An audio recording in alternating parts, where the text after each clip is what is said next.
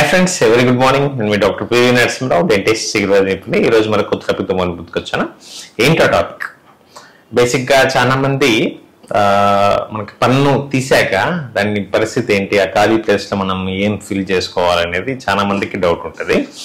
So doubt ఉంటుంది అంటే ఇప్పుడు డబ్బులు లేని వాళ్ళు ఏం చేస్తారంటే, పన్ను తీసేశారు కదా, నొప్పి తగ్గిపోయింది, ఇంకా దాంట్లో ఏమి ప్లేస్ చేయకుండా వదిలేద్దామా అనుకుంటారు. సో అలాంటి పక్షాన ఏమవుతుందంటే, ఒక ఫొటోస్ చూపిస్తాను మీకు, చూడండి. ఒక లేడీ మేబీ ఒక 18-19 ఇయర్స్ ఉన్నప్పుడు ఒక దవడ పన్ను తీసేసుకున్నారు. పిక్చర్లో చూడండి. తీసుకున్నాక వదిలేశారు, పన్ను కట్టుకోవాల్సిన పని ఏముంది అని. సో ఏమైందంటే, వెనకాల పన్ను ముందు పన్ను దగ్గర జరిగిపోయాయి, స్పేస్ చిన్నగా అయిపోయింది. అలాగే పైన పన్ను కిందికి జారిపోయింది గ్రావిటేషనల్ ఫోర్స్తో. ఖాళీ కింద ఏం పన్ను లేకపోతే, ఖాళీగా ఉంటే పైన పన్ను గ్రావిటేషనల్ ఫోర్స్తో నార్మల్గానే అది కిందికి జారిపోతూ ఉంటుంది. సో అక్కడ తినడానికి కష్టం ఉంటుంది, నమలటానికి కష్టం ఉంటుంది. సో ఇప్పుడు తనకి మేబీ 28, 25, 26 ఏజ్ ఉన్నప్పుడు ఇప్పుడు కట్టించుకోవాలని ఆలోచిస్తున్నారు.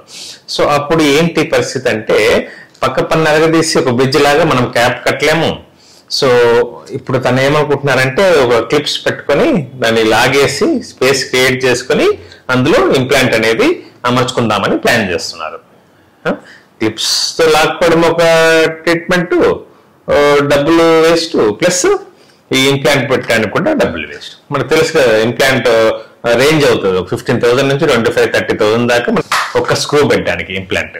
ఇది టైటానియం స్క్రూ. నేను ఇప్పుడు వీడియో తర్వాత మీకు ఇది ఓపెన్ చేసి మీకు చూపిస్తాను ఈ ఇంప్లాంట్ అనేది ఎలా ఉంటుందని, ఎలా బిగిస్తారు మనకి ఎముకలో. చూపిస్తాను అంతే, ట్రీట్మెంట్ ప్రొసీజర్ చెప్పను, ఎలా ఉంటుందని చూపిస్తాను. సో వీడియోలోకి వెళ్దాం. పూర్తిగా స్కిప్ చేయకుండా పూర్తిగా చూడడానికి ప్రయత్నించండి. మరిన్ని వీడియోస్ మీకు నచ్చినట్లయితే లైక్ చేయండి, షేర్ చేయండి, సబ్స్క్రైబ్ చేసి ఫాలో అవుతూ ఉండండి. మరిన్ని వీడియోస్తో వస్తూనే ఉంటాను మీ ముందుకి. సో ఇప్పుడు ఈ డెంటల్ ఇంప్లాంట్ ఎందుకు వేస్తామనేది చెప్పాను. ఇట్లా ప్రాబ్లమ్స్ అవుతాయని, వదిలేస్తే పన్ను తీసాక వదిలేస్తే ఇలాంటి ప్రాబ్లమ్స్ అవుతాయి గ్రాడ్యువల్గా కొన్ని ఇయర్స్ తర్వాత. సో ఖచ్చితంగా నమ్మనాలంటే ఆ ప్లేస్ మనం భర్తీ చేయాలి. అది బ్రిడ్జ్తో సహా, క్యాప్స్తో సహా అని భర్తీ చేయొచ్చు. లేకపోతే ఇంప్లాంట్ స్క్రూ పెట్టేసి, నా పక్క పన్ను అరగదీయొద్దు, నాకు ఆ ప్లేస్లో నాకు ఇంప్లాంట్ పెట్టి క్యాప్ వేసేయండి అంటే వేసేయచ్చు. ఇది చాలా కాస్ట్ ప్రొసీజర్ అనమాట, కాస్ట్లీ ప్రొసీజర్. 15,000 to 25,000, 30,000 ఒక స్క్రూ పెట్టుకోవాలా, దానిపైన క్యాప్ ఒక 3,000 to 4,000 అవుతుంది. మీకు ఎటు తిరిగినా ఒక 28,000 to 30,000 పెట్టుకోవాలా స్క్రూ విత్ క్యాప్ అనుకుంటే కనుక. సో అలాంటప్పుడు వాళ్ళకి బాగా కాస్ట్ పెట్టామే, ఇది బాగా లైఫ్ లాంగ్ వస్తుందా, ఏమైనా ప్రాబ్లం వస్తుందా, మధ్యలో ఫెయిల్ అవుతుందా, వాళ్ళకి చాలా ఎక్స్పెక్టేషన్స్ ఉంటాయన్నమాట ఒకసారి స్క్రూ పెట్టాక. సో దానికి ముందు మనం ఏం జాగ్రత్తలు తీసుకోవాలి, అతనికి ఏమైనా బ్యాడ్ హ్యాబిట్స్ ఉన్నాయా, ఏమైనా హెల్త్ పరంగా ఏమైనా ప్రాబ్లమ్స్ ఉన్నాయా అనేది ఒక 10 చెప్తాను మీకు. 10 వివరంగా చూసుకోండి. దాంట్లో మీకు కూడా ఏమైనా ప్రాబ్లం ఉందా అన్నప్పుడు వెళ్ళొద్దు, ఇంప్లాంట్ వేసుకోవద్దు. నార్మల్గా బ్రిడ్జ్ చేసుకొని క్యాప్స్ వేసుకోండి. అటు ఇటు వరకు తీసుకొని క్యాప్ బ్రిడ్జ్ చేసుకోండి, అటు ఇటు పళ్ళు వరకు తీసుకొని బ్రిడ్జ్ క్యాప్ వేసుకోండి. సో మనం ఆ 10 విషయాలు ఏంటి అనేది డీటెయిల్గా తెలుసుకుందాం. సో వెళ్దామా వీడియోలోకి. సో ఫస్ట్ అండ్ ఫార్మోస్ట్ ఏంటి అంటే, మనకి స్మోకింగ్ అనేది ఉండకూడదు. ఇంప్లాంట్ వేసుకున్నాక యంగ్ వాళ్ళకి చాలా మట్టుకి స్మోకింగ్ ఉండొచ్చు అలవాటు. సో స్మోకింగ్ ఉంటే మాత్రం ఇంప్లాంట్ అనేది ఖచ్చితంగా ఫెయిల్ అవుతుంది. ఆ వేడి ఆవిరి వల్ల బోన్ లాస్ జరుగుతుంది, ఇంప్లాంట్ సరిగ్గా పనిచేయదు ఫ్యూచర్లో. సో ఖచ్చితంగా మీరు ఈ స్మోకింగ్ అనేది ఆపేయాలి, ఫస్ట్ అండ్ ఫార్మోస్ట్. సెకండ్ ఏమొచ్చి, టీనేజ్ పిల్లలు అంటే 13 to 19 ఇయర్స్ ఉండే పిల్లలు ఒకవేళ పోతే మాత్రం కొద్దిగా అడల్ట్హుడ్ వచ్చేంత వరకు, ఏజ్ వచ్చేంత వరకు మనము ఇంప్లాంట్ అనేది వేసుకోకూడదు. 13 to 19 ఇయర్స్ లోపు ఏంటంటే అంత డెన్స్గా ఉండదు ఎముక ఇంప్లాంట్ పెట్టడానికి, ఇంప్లాంట్ డ్రిల్ చేసి పెట్టడానికి అంతగా డెన్స్గా ఉండదు. సో ఖచ్చితంగా కొంచెం వెయిట్ చేసి అప్పుడు మనం టీనేజ్ వాళ్ళకి అవాయిడ్ చేసేసి కొంచెం పెద్దగా అయ్యాక ఇంప్లాంట్ అనేది వేసుకోవాలి.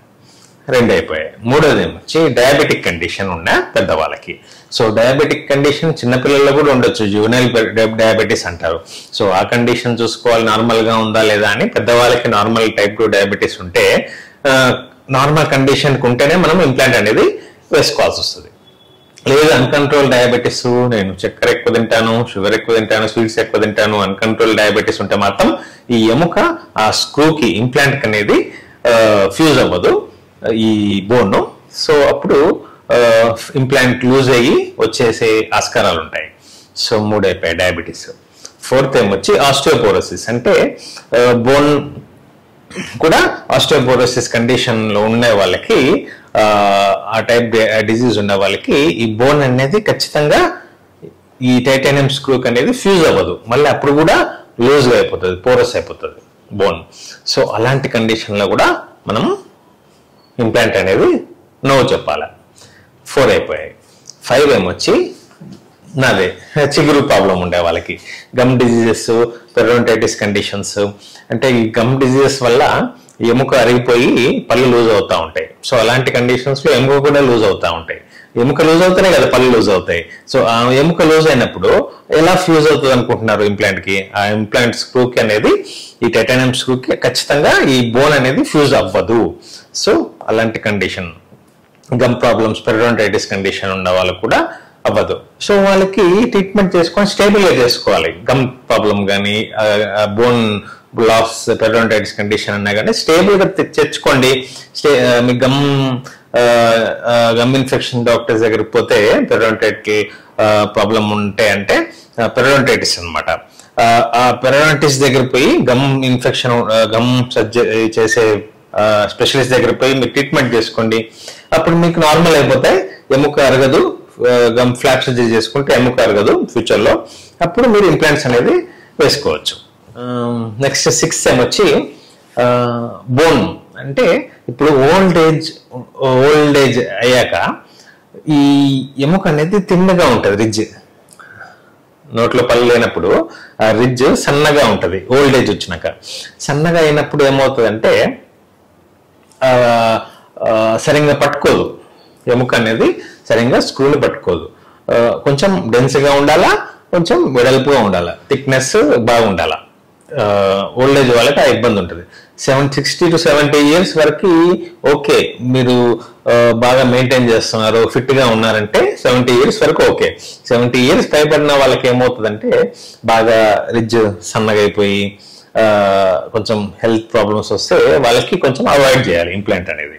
సో 6 అయిపోయాయి. 7 వచ్చి ప్యానిక్, అంటే భయపడతారు. సర్జరీ అంటేనే భయపడతారు అనమాట.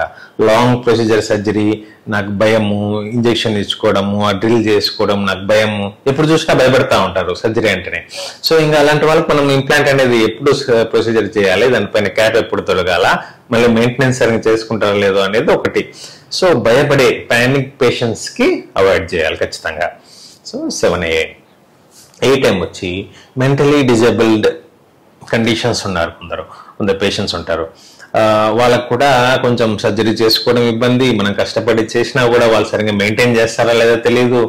ఖచ్చితంగా మెంటలీ డిజేబుల్డ్ పేషెంట్స్ వాళ్ళకు కూడా ఇది అవాయిడ్ చేయాలి ఇంప్లాంట్స్ అనేది. No implants for them. So 8 conditions అయ్యాయి.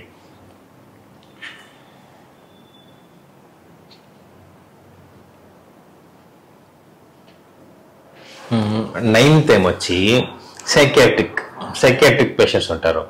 వాళ్ళకి ఎంత చెప్పినా మనకి ఓసారి ఫాలో అవునట్టు ఫాలో అవుతారు, మళ్ళీ ఫాలో అవ్వలేరు, సరిగ్గా మెయింటెనెన్స్ చేయలేరు అనమాట. ట్రీట్మెంట్ తర్వాత చేసే వరకు చేసేస్తాము, కరెక్ట్ మెయింటైన్ చేయకపోతే ఇంప్లాంట్ అనేది ఫెయిల్ అవుతాయి. సో అలాంటి సైకియాట్రిక్ పేషెంట్స్ కూడా మనము ఇంప్లాంట్ నో అని చెప్పాలి. లాస్ట్ 10th వచ్చి కొందరికి ఇమ్యూన్ ప్రాబ్లమ్స్ వస్తాయి, ఇమ్యూన్ డెఫిషియన్సీ డిజీజ్ వస్తాయి అది కొన్ని చెప్పలేము. ఆటో ఇమ్యూన్ డిజీజెస్ ఉంటాయి, ఇమ్యూనిటీ పరంగా కొన్ని డిజీజెస్ ఉంటాయి. సో అలాంటి వాళ్ళకు కూడా బోన్ అనేది ఫ్యూజ్ అవ్వదు ఈ టైటానియం స్క్రూకి. అలాంటి వాళ్ళకు కూడా నో అనే చెప్పాలి ఇంప్లాంట్. సో ఈ 10 కండిషన్స్ ఖచ్చితంగా మీరు నోట్అవుట్ చేసుకోండి, మీ ఫ్రెండ్స్ ఫ్యామిలీకి కూడా షేర్ చేయండి. మీరు కూడా ఒకవేళ వెళ్తే మాత్రం స్మోకింగ్ ఉందా ఆపేయండి, గమ్ డిజీజ్ ఉందా ట్రీట్మెంట్ చేసుకొని కంట్రోల్ చేసుకోండి, డయాబెటీస్ ఉందా కంట్రోల్ చేసుకోండి. ఈ మూడింటికి కంట్రోల్ ఆప్షన్స్ ఉన్నాయి, స్మోకింగ్కి, డయాబెటీస్కి, గమ్ ఇన్ఫెక్షన్స్కి. ఈ చెప్పిన 10 అర్థమైంది కదా మీకు. అలాగే టీనేజ్ వాళ్ళకైతే ఏమవుతుందంటే కొంచెం అడల్ట్హుడ్ పెద్ద వరకు వెయిట్ చేసి చేసుకోండి. 4 వాటికి మనం కంట్రోల్ చేసుకోవచ్చు. సో ఇది చెప్పేది హెల్త్. నేను ఇప్పుడు హెల్త్ గురించి అంతా కవర్ చేశా, టీనేజ్ కవర్ చేశా, బోన్ కవర్ చేశా, స్మోకింగ్ కవర్ చేశా, గమ్ ప్రాబ్లం కవర్ చేశా, డయాబెటీస్ కవర్ చేశా, ఆస్టియోపోరోసిస్ ఇవన్నీ కవర్ చేశా. సో మీకు ఏమన్నా ఉన్నా ప్రాబ్లం ఉన్నా నాకు కొంచెం కమెంట్ చేయండి, దాన్ని బట్టి నేను చెప్తాను మీరు చేసుకోవాలా ఇంప్లాంట్ లేదా అని.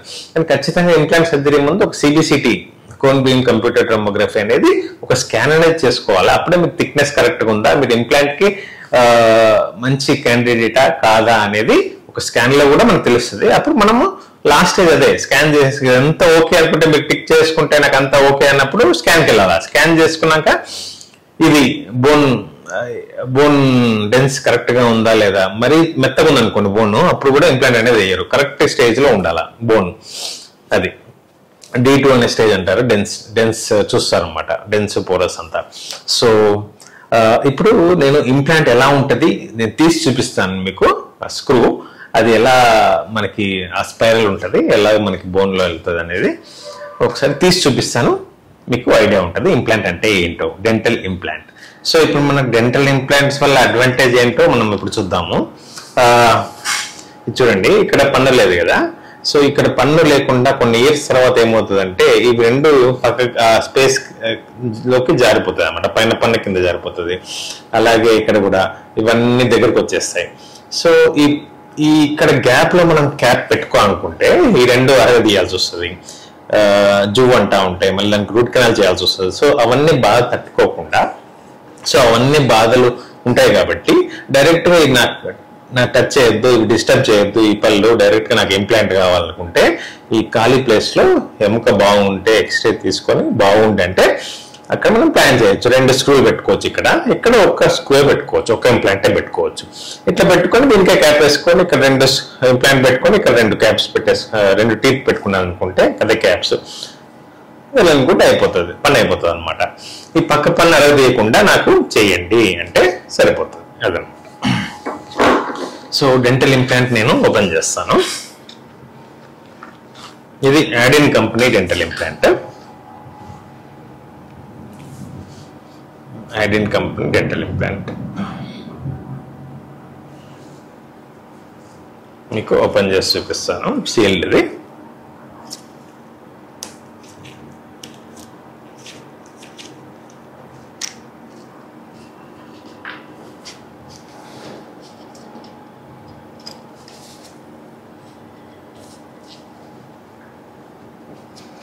ఇంప్లాంట్ పైన స్క్రూ పెట్టడానికి ఇది ఆప్షన్ ఉంటుంది.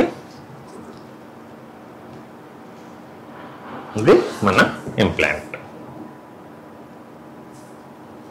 ఇది టైటానియం స్క్రూ. ఇది ఎముక లోపల స్పైరల్ గా వెళ్ళి ఎముక దగ్గర ప్లేస్ చేస్తాము. ఆ ఎముక 1 to 2 months or 3 months మనం వదిలేస్తాం ఈ స్క్రూ ఎముకలో పెట్టేసి. అప్పటి వరకు కవర్ స్క్రూ అనేది పెడతాం. దీనిపైన ఒక కవర్ స్క్రూ ఉంటుంది. ఈ స్క్రూ ఈ ఇంప్లాంట్ పైన పెట్టేసి చిగురు అనేది క్లోజ్ చేస్తాము, బయట కనిపించదు. నెక్స్ట్ అబర్మెంట్ పెట్టేసి 2-3 months తర్వాత దానిపైన మనము క్యాప్ అనేది ప్లేస్ చేస్తాం. సో ఇదండి. ఓన్లీ ఇది అనిపిస్తుందా స్క్రూ, అదొకటే ఇంప్లాంట్. ఈ పైనది టైట్ చేయడానికి మనం వాడతాం ఈ పైన పార్ట్. ఇది మాత్రం స్క్రూ.